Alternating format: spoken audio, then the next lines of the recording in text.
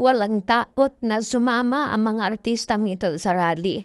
At talagang makikita naman natin at alam naman siguro natin na napakalaki ng naiambag nila na tax sa ating gobyerno. Kaya malaki ang karapatan nilang magreklamo. Maliit man o malaki, may karapatan tayong magreklamo. Totoo yan. At dito makikita natin talagang mulat na mulat ang mata nila sa pagnanakaw at pangdarambong na nangyayari ngayon.